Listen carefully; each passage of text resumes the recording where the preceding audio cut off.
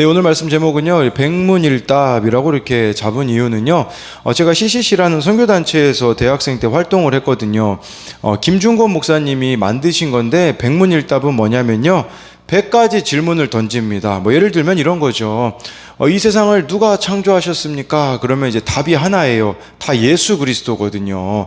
내 인생을 책임지실 분은 누구입니까? 그러면 예수 그리스도, 이렇게 같이 대학생들이 외치고 했는데, 근데요, 이 질문들을 들으면서 나랑 직접적인 연관은 없을 수 있어요. 근데 확신이 되어지는 게 있어요. 그건 뭐냐면, 내 삶을 이끄시고 책임지시는 분은 예수님이구나 라는 확신이 들면, 이렇게 참 뜨거워지는 게 있죠. 근데 제가 이렇게 말씀을 시작하는 이유는 뭐냐면요, 하나님이요, 욥에게 70가지 질문을 하시거든요. 답은요, 저는 할 수 없어요, 하나님입니다, 이 대답밖에 없거든요.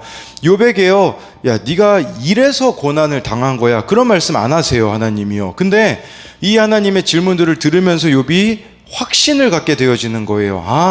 하나님이 내 인생을 책임지시는 분이구나, 나를 돌보시는 분이구나. 이 질문을 들으면서 질문 속에서 확신을 갖게 되어지는 거 같은 거겠죠. 이 질문 속에서 하나님은 무질서한 분이 아니구나, 인격적이신 분이구나, 신실하게 나의 삶을 인도하고 책임지시는구나 라는 확신을 욥은 가졌다라는 거예요. 그래서 이 질문들 자체가 이미 욥을 향한 하나님의 답변임을 확인할 수가 있습니다. 그래서 이 질문들을 또 우리에게 가지고 와서 우리가 배워야 될 두 가지를 같이 볼 텐데요.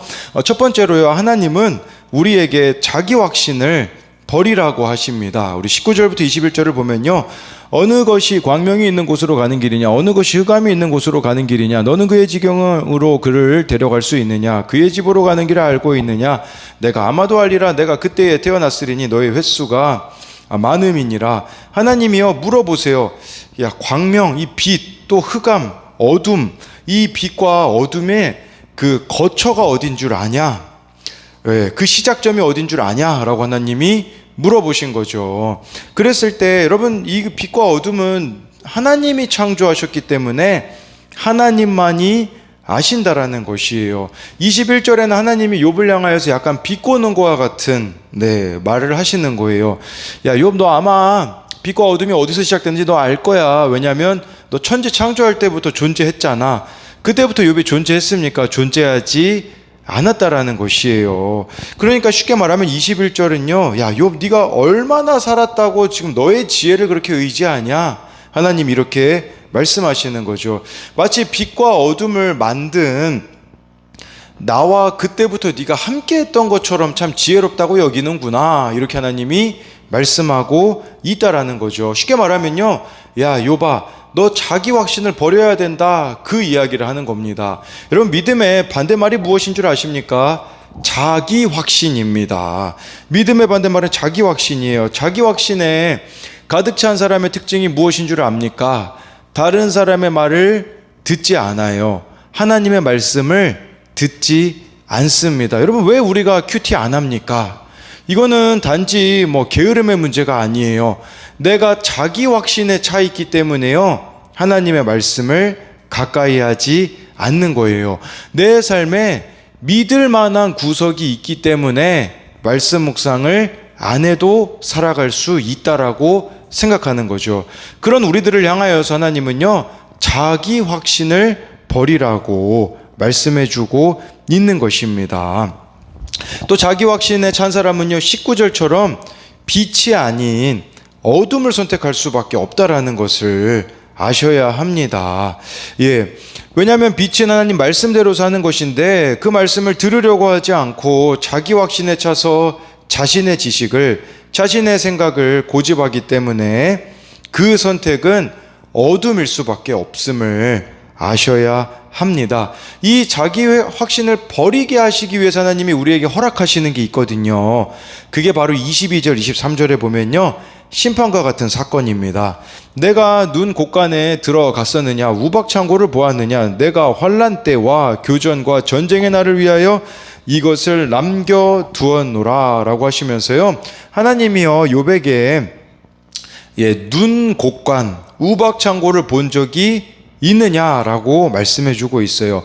그러면서 이제 눈을 모아두고 우박을 모아두는 곳이 있는데 하나님이요 23절에 보니까요 환난과 전쟁의 날에 사용하기 위해서 그곳에 보관하고 계시다라는 거죠. 쉽게 말씀드리면 이것들은 심판의 도구라는 것을 말씀해 주고 있는 것이에요. 심판의 도구들이라는 뜻인데 전 두 가지로 생각이 되더라고요. 하나는요 심판의 도구라는 것을 통해서 알 수 있는 것은 심판은 우리의 몫이 아니라 하나님의 몫이라는 거예요. 근데 문제는 무엇입니까?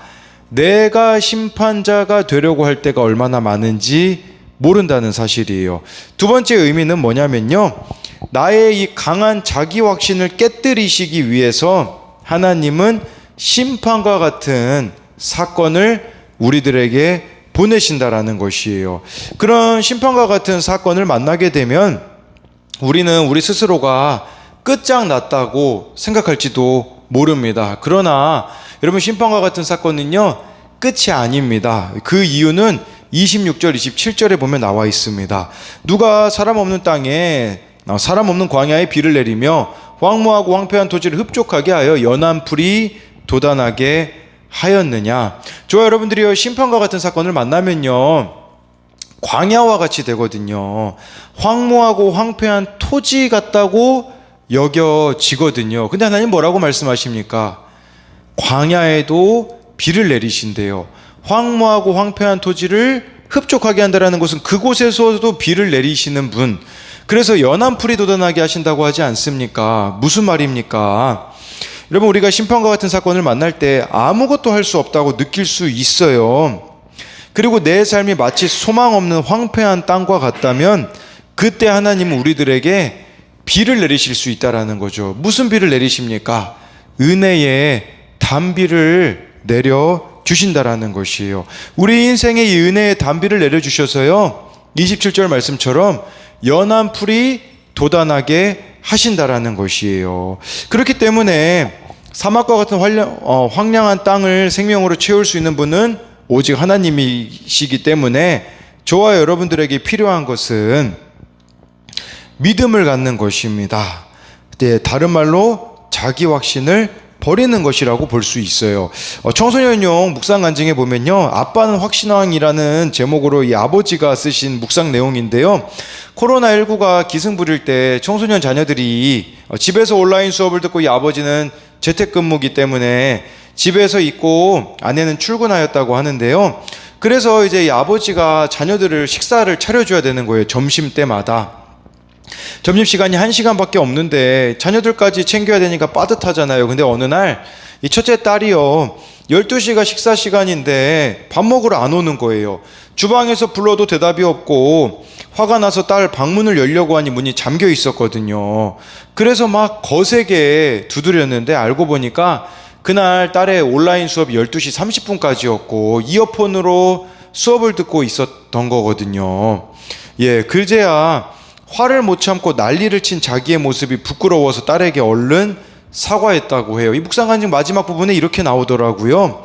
자기 확신을 버리고 말씀을 따라 지혜롭게 대처하려면 말씀 앞에 나아가야 한다는 것을 사건으로 알려주신 하나님 감사합니다. 여러분 자기 확신을 버리는 것은 믿음을 붙잡는 거예요. 믿음을 붙잡는 것은요 말씀을 붙잡는 겁니다. 그렇기 때문에 저와 여러분들이 날마다 말씀을 붙잡음으로써 내 안에 있는 그 자기 확신을 버리라고 하나님이 사건을 주시거든요. 그래서 그 사건들 가운데 정말 말씀을 붙잡아야 한다는 사실입니다. 그래서 이것에 대한 적용 질문은요, 내가 버려야 하는 자기 확신은 무엇입니까? 자기 확신에 차서 남의 말과 하나님의 말씀을 안 듣지 않습니까? 정말 저와 여러분들이 자기 확신에 붙들리면요 들어야 될 말을 듣지 못하게 된다라는 거죠. 들을 말을 들었습니다가 안 된다라는 거겠죠. 두 번째로요, 나의 자기 확신이 깨지도록 나를 찾아온 심판과 같은 사건은 무엇입니까? 나의 이 오름, 자기 확신이 깨뜨려져야 된다고 보내주신 심판과 같은 사건이 무엇이냐는 거죠. 소망 없는 황폐한 땅 같은 내 삶에 하나님이 은혜의 단비를 내리실 것을 믿습니까? 두 번째로요, 하나님은 우리에게 하물며 너를 돌보지 않겠느냐고 하십니다. 36절 말씀을 보면요, 가슴속의 지혜는 누가 준 것이냐? 수탉에게 슬기를 준 자가 누구냐라고 하나님이 말씀하시는데요, 이 가슴으로 번역된 이 동물은 무엇을 말하는 거냐면 따오기를 말하는 겁니다. 따오기. 네. 따오기라는 이 새는요, 이집트에서 아주 중요한 새였다고 해요. 왜냐하면 나일강이 이집트에 있잖아요. 이 나일강이 범람하는지 안 하는지를 알려주는 새가 따오기였다고 해요. 그래서 실제로 이집트에서는요, 누가 따오기를 죽이잖아요, 그 사람은 사형에 처해졌다고 합니다. 이 번역을 잘 보여준 게 새번역 성경에는요, 이렇게 좀 구체적으로 잘 나와 있어요. 강물이 범람할 것이라고 알리는 따오기에게 나일강이 넘칠 것이라고 말해주는 이가 누구냐? 비가 오기 전에 우는 수탉에게 비가 온다고 말해주는 이가 누구냐? 나일강이 넘칠 거라고 말해주는 따오기, 이것을 전해주는 자가 누구냐라는 거죠. 하나님이라는 거죠. 하나님이 따오기를 시켜서 이렇게 나일강이 범람하는 걸 알려준다라는 거죠. 또 수탉도 마찬가지예요. 비가 오기 전에 운다고 이렇게 말해주는 이것을, 이 수탉은요, 비가 오는 것과 시간을 알려주는 동물로 유명하거든요. 저는 이 따오기와 수탉을 하나님이 언급하시는 것을 보면서 따오기와 수탉의 존재 목적에 대해서 생각해 보게 되었거든요. 왜 따오기가 존재합니까? 왜 수탉이 필요합니까? 인간을 위해서 아니었겠습니까? 나일강의 범람으로부터 따오기를 통해 인간을 지키시는 하나님, 비가 오는 것과 시간을 수탉을 통해서 가르쳐 주시는 하나님, 하나님의 배려를, 하나님의 관심을 보라는 것이겠죠. 여러분, 39절부터 41절에 보면요, 얼마나 우리를 사랑하는지가 나와 있습니다. 내가 사자를 위하여 먹이를 사냥하겠느냐? 젊은 사자의 식욕을 채우겠느냐? 그것들이 굴에 엎드리며 숲에 앉아 숨어 기다리느니라. 까마귀 새끼가 하나님을 향하여 부르짖으며 먹을 것이 없어서 허우적거릴 때에 그것을 위하여 먹이를 마련하는 이가 누구냐? 욥에게 묻고 있는 거예요. 야, 네가 그 젊은 사자 식욕 만족시킬 수 있겠냐? 젊은 사자에게 먹이를 끊임없이 제공할 수 있겠느냐는 뜻이에요. 제가 찾아보니까 사자의 식사량은요, 1일 식사량이 수컷이면요 7kg이래요. 7kg. 암컷은요 5kg 정도가 필요하다라는 거죠. 사자 한 마리가 이런데 욥이 먹일 수 있겠습니까? 할 수 없는 일이죠. 근데 저에게 은혜가 되었던 것은요, 41절이에요. 까마귀 새끼가 부르짖으면 내가 먹을 걸 준다라고 하나님이 말씀하시거든요. 여러분, 이 까마귀는요, 까마귀도 아니고 까마귀 새끼예요. 까마귀도 하찮거든요. 까마귀보다 더 하찮은 게 까마귀 새끼예요. 제가 까마귀를 하찮다라고 말씀드리는 이유는 레위기 11장에 보면요, 하나님이 먹어도 되는 동물들, 먹지 말아야 되는 부정한 동물들이 나오거든요. 가르쳐 주시거든요. 까마귀는 어디에 속했을까요? 레위기 11장 15절에 보면요, 까마귀는요 부정한 동물이었습니다. 그러니까 이 부정한 동물도 부르짖을 때 내가 먹이는데, 그 부정한 동물의 새끼도 내가 먹이는데, 이 41절은 욥에게 어떻게 들렸을까요? 야, 욥아, 이렇게 까마귀 새끼가 부르짖어도 내가 듣고 먹을 걸 주는데 너의 그 울부짖음 내가 안 들었다고 생각하느냐? 이렇게 하나님이 물으시는 게 아니겠습니까? 이 하찮은 까마귀도 내가 돌보는데 하물며 너를 돌보지 않겠느냐고 하나님이 말씀하시는 거예요. 저는 이 말씀 볼 때에 마태복음 6장 26절이 떠오르더라고요. 예수님이 하신 말씀이거든요. 공중에 새를 보라, 심지도 않고 거두지도 않고 창고에 모아들이지도 아니하되 너희 하늘 아버지께서 기르시나니 너희는 이것들보다 귀하지 아니하냐. 예수님이 이렇게 말씀하시는 거예요. 제자들에게, 야, 새들 좀 봐봐. 야, 저 새들이 뭐 심니? 뭐 창고에 모아들이니? 저 새들도 하나님이 기르시는데 너희들을 책임지시지 않겠니? 이렇게 예수님이 말씀하시는 거죠. 이것에 대한 믿음이 있다면 어떻게 하겠습니까? 계속해서 마태복음 6장 31절부터 34절에 예수님이 이걸 믿는다면 어떻게 나아가야 될지 가르쳐 주시거든요. 그러므로 염려하여 이르기를 무엇을 먹을까 무엇을 마실까 무엇을 입을까 하지 말라. 이는 다 이방인들이 구하는 것이라. 너희 하늘 아버지께서 이 모든 것이 너에게 있어야 할 줄 아시느니라. 그런즉 너희는 먼저 그의 나라와 그의 의를 구하라. 그리하면 이 모든 것을 너희에게 더하시리라. 그러므로 내일 일을 위하여 염려하지 말라. 내일 일은 내일이 염려할 것이요 한날의 괴로움은 그날로 족하니라. 공중의 새를 하나님이 먹이시는 걸 안다면요, 우리들에게 필요한 것은요, 무엇을 먹을까 무엇을 입을까 걱정하지 말래요. 이건 이방인들이나 하는 거래요. 세상 사람들이나 하는 것이라는 뜻이거든요. 하나님은요, 우리에게 있어야 될 걸 다 알고 계신다라는 것이겠죠. 그걸 안다면 우리가 해야 되는 게 뭡니까? 먼저 하나님의 나라, 하나님의 의, 하나님과의 관계를 최우선순위에 두어야 된다라는 것이에요. 이거를 믿음으로 고백하는 사람들은요, 34절에 보듯이요, 내일 일을 염려하지 않습니다. 오늘 나와 함께 하신 하나님과 친밀한 교제 가운데 살아가게 된다라는 것이겠죠. 이 큐티 묵상 간증 어른용에 보면요, 내가 할 수 있는 것이 무엇이냐에 보면요, 이분은 스스로 할 수 있는 게 많다라고 생각을 했대요. 중소기업에 취직했는데 직장에서도 일잘러로 일을 잘하는 사람으로 성과도 내고 인정도 받았다고 합니다. 그러다 보니까요, 이제 회사 기숙사에 생활하며 가족은 소홀히 하고 일에만 몰두한 거예요. 잘난 맛은 커져갔고요, 자부심이 커져서 상사나 동료의 업무 처리를 비판하고 그들을 한심하게 여겼다고요. 그러다가 어떤 사건이 오냐, 자신을 두려워하고 시기하는 상사들과 동료들의 모략과 음해로 결국은 회사에서 쫓겨나듯 사직하게 되었다고 합니다. 그제서야 이분이요, 먼저 그의 나라와 그의 의를 구하게 되어지는 거예요. 그래서 이렇게 표현하더라고요. 하나님은 예배와 큐티 소그룹 모임에서 계속해서 제게 내가 무엇을 알며 무엇을 할 수 있느냐, 내게 지혜와 슬기를 준 자가 누구냐고 물으셨어요. 이에 저는 내가 할 수 있다는 교만으로 직장 생활한 것을 회개하게 되었다고 하거든요.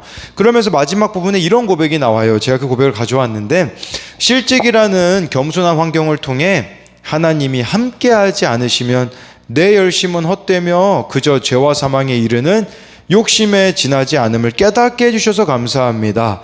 지금의 환경 가운데 인내하며 먹을 것이 없어 허우적거리는 까마귀 새끼를 먹이시듯 저와 가족을 돌보시는 분이 하나님임을 잊지 않겠습니다 라고 말해주고 있어요. 실직이라는 겸손한 환경이 되자 이제 하나님의 소중함을 깨닫게 되었다라는 거잖아요. 내가 잘하는 게 많은 것 같은 인생이었었지만 실직이라는 이 고난을 통해서 할 수 있는 것이 없고 그저 먹을 것이 없어 허우적거리는 까마귀 새끼를 먹이듯이 돌보시는 분이 하나님이시라는 것을 깨닫게 되었다라는 거죠. 우리에게도 이 깨달음이 있으셨으면 좋겠어요. 이 부정한 까마귀, 또 부정한 까마귀보다 더 비천한 까마귀 새끼조차도 부르짖을 때 하나님이 듣고 먹을 걸 주신다고 하잖아요. 하물며 우리들이 하나님 앞에 부르짖을 때 하나님이 듣지 않으시겠습니까? 우리들의 인생을 하나님이 책임지시지 않겠느냐라는 것이겠죠. 그렇기 때문에 저와 여러분들의 삶을 인도하시고 책임지실 그 하나님을 신뢰했으면 좋겠습니다. 마지막으로 이것에 대한 적용 질문은요, 절망할 수밖에 없는 환경 가운데서도 이 겸손한 환경 아니겠습니까? 실수가 없으신 하나님을 신뢰하며 그분을 향해 부르짖습니까? 무엇을 입을까? 무엇을 먹을까? 염려하고 있지는 않습니까? 내가 먼저 구해야 할 하나님의 나라와 의는 무엇입니까? 여러분, 내일 일을 위하여 염려하지 마십시오. 까마귀 새끼도 먹이시는 그 하나님이 우리를 입히시고 먹이시고 책임지실 것이라는 것을 기억하는 저와 여러분들이 되기를 소망합니다.